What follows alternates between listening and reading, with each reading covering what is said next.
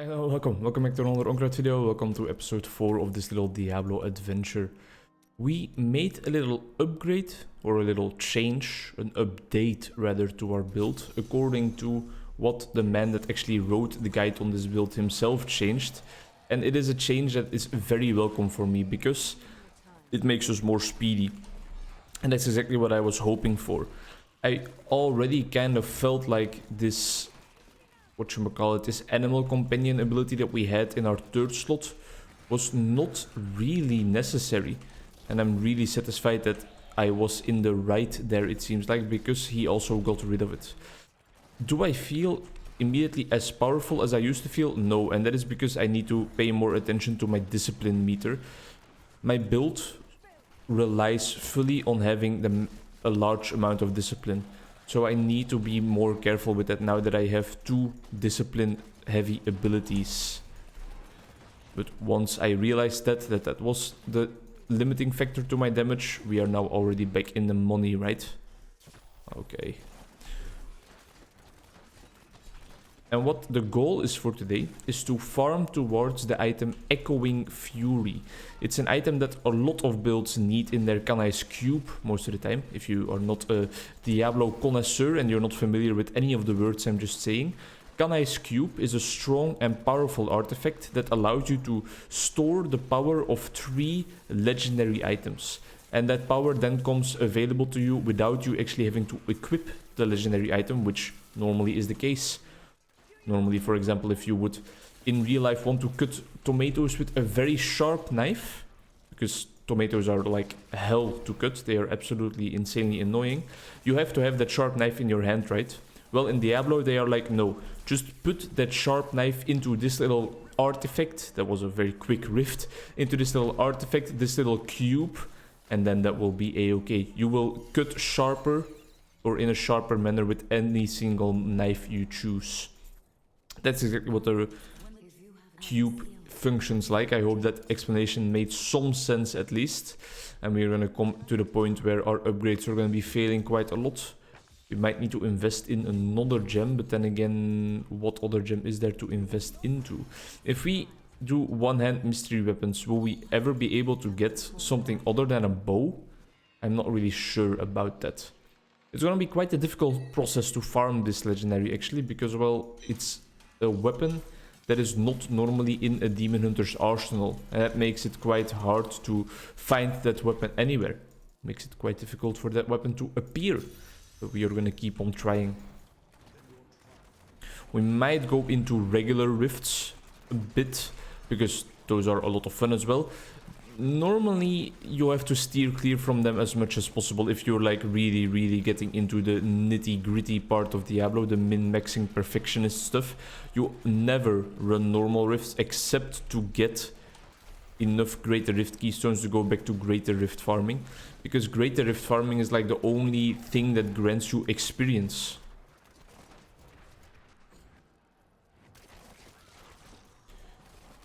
But because we now need only... I need to stop like shutting up for 10 seconds in between. It's still remnants of my approach of normally editing these types of videos. But for now, if we just need one random legendary, then I think rifts, regular old rifts, the kind of mediocre endgame content that is a bit less endgame, more mid-game, I think that's going to be more suited for us, because your inventory always gets swarmed with legendaries, like with random items.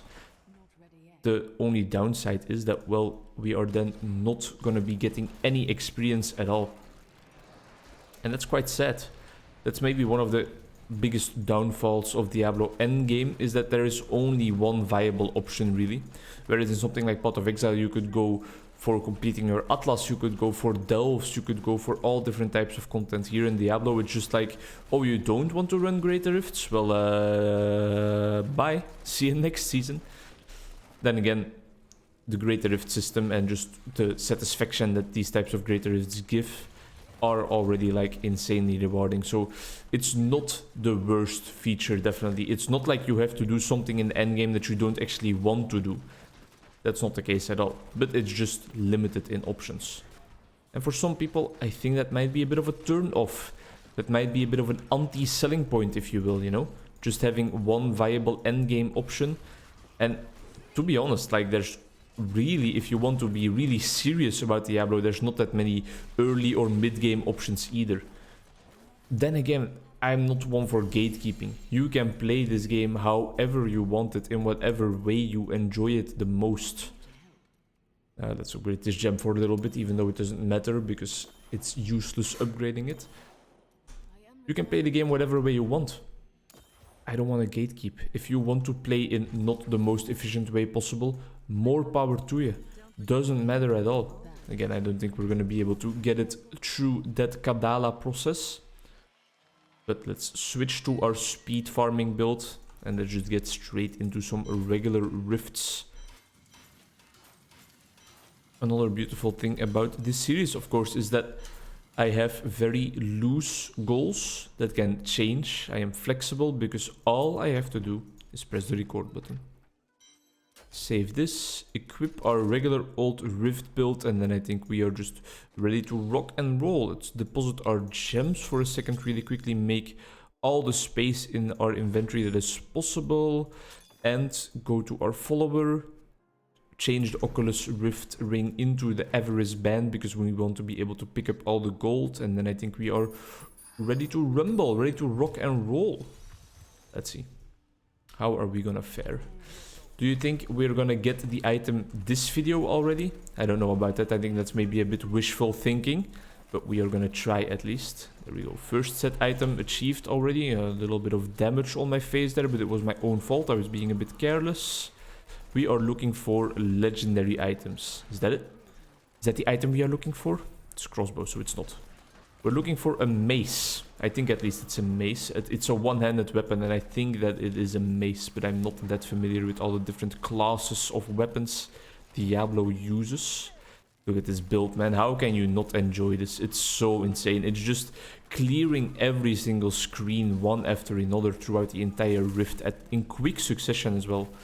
It's not something that you have to wind up or wait for cooldowns or that requires a lot of thinking, a lot of setup. No, you just press right click. That's everything you need to do. And it's beautiful.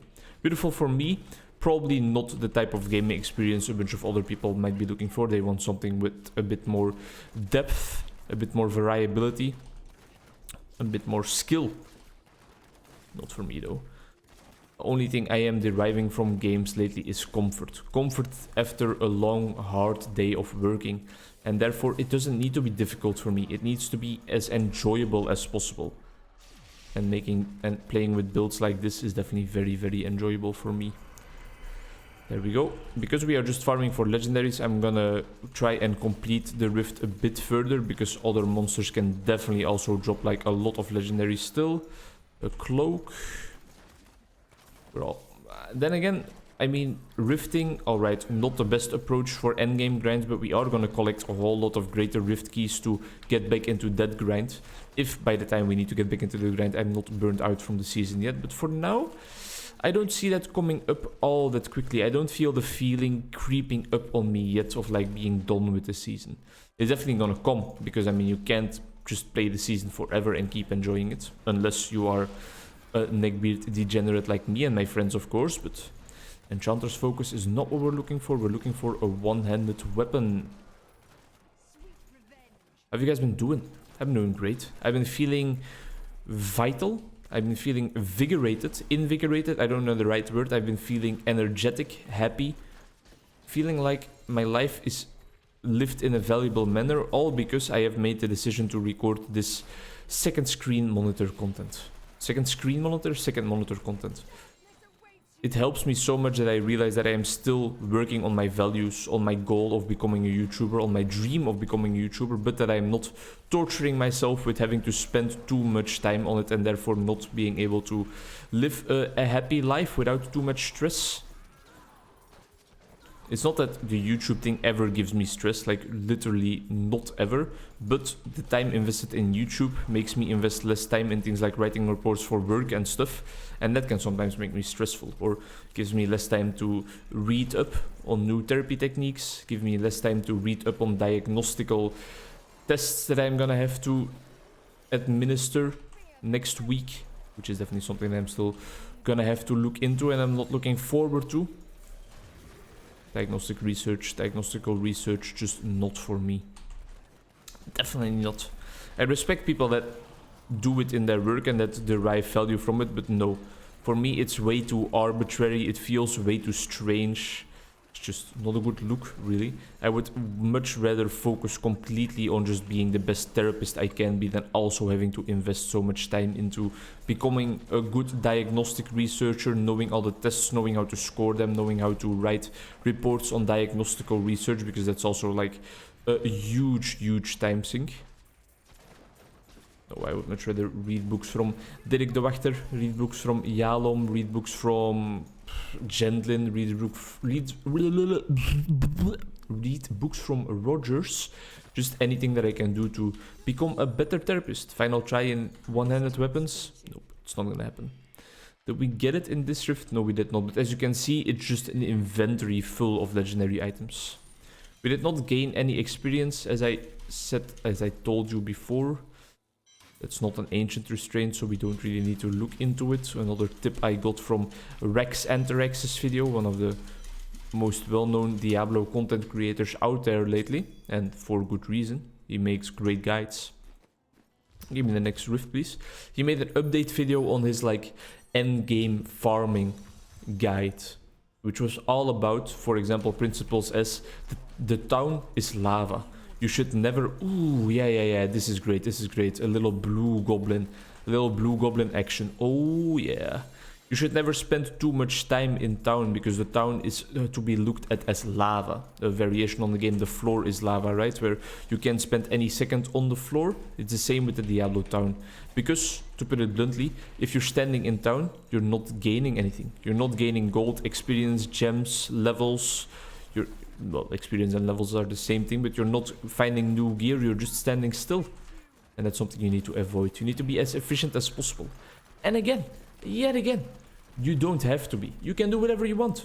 If you want to just play with one hand because you're masturbating with the other while playing Diablo, that's all up to you, man. That's all up to you. But for me, no. Booting up Diablo is a non-masturbation zone. It's all about just grinding. It's all about instantly and as quickly as possible going into the grind, getting into the next rift, and just really grinding my brains off, trying to be as productive as possible. That's what this game is all about in my eyes. Everybody has their own form of enjoyment. That is my form of enjoyment. Just going absolutely batched crazy with friends the first weekend that the season comes out, going to Paragon 1000 already. That's where I derive the most fun. A lot of legendaries here all of a sudden, but I don't think I have seen a one-handed weapon in them yet. This is definitely... this grind that we are doing right now in looking for one specific weapon is definitely also something you are better off doing with a group of multiple people. But for now I am playing with my Enchantress because she gives me a lot of bonuses that make the clear even faster all the time. Legendary potions. I feel like more and more potions have dropped this season than any other season. Maybe they updated the drop rate on that a little bit. But the Destroyer just came online on Diablo. He has also been grinding meticulously. Even my buddy Krogrin, who you know from my GTA 5 videos together with him, has been playing Diablo again lately. We convinced him. I'm very sorry, Krogrin, but you had to experience this season, man. It's just such a fun season. Probably the best season they have ever released. Said that it's probably going to be the last season. Or well, I don't know if it's going to be the last season, but it's definitely going to be one of the last seasons where the community is so active. Because of course Diablo 4 is coming out sooner or later. It's a game I am definitely going to purchase. Probably going to record some content in it as well if it is suited for content creation. But with my second monitor approach and philosophy, that's the word I was looking for in this video or previous video, instead of ideology, philosophy. With this philosophy, I don't have to worry about that all that much. All I have to worry about is pressing the record button. That is like a slogan I have repeated so much in the last couple of videos. I think I should have it tattooed on my forehead or written by somebody practicing calligraphy so that I can hang it above my bed. All I have to do is press the record button. Beautiful. A beautiful sentiment. A beautiful sentiment to kind of have this video end on again, because we have been recording for about 15 minutes. It also makes it a lot easier, this approach, to realize when I should press the stop record button after pressing the start record button. Normally I would record like half an hour of footage and have to cut that down into 15 minutes, but now it's just a very realistic a very realistic view of how much time I have actually just recorded and how much time of that is uploadable footage. Oops, I'm struggling a little bit. Here we go. Get rid of all the non-ancients. I know I should put those ancient stash items, those ancient items of other sets in my stash, but I'm just too lazy. Let's get rid of this, get rid of this. This potion increases armor, restores an additional life. I think restoring additional life is also fine. Karala, you wanna change up your approach a bit? No, she doesn't. One thing we could do is we could go into maces and just create like 10 of these and upgrade all of them with the cube if we have enough resources, because it is quite a heavy recipe.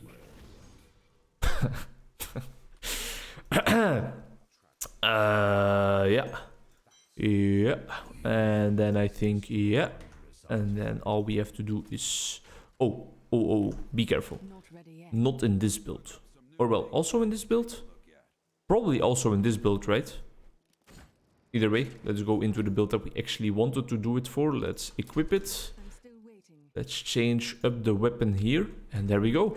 Goal of this video achieved. Wow, isn't that awesome? I was kind of not expecting the first weapon or any of those 10 to be the weapon we were looking for at all, but a very welcome surprise. Thank you very much for watching. Hope to see you in the next one. Bye-bye.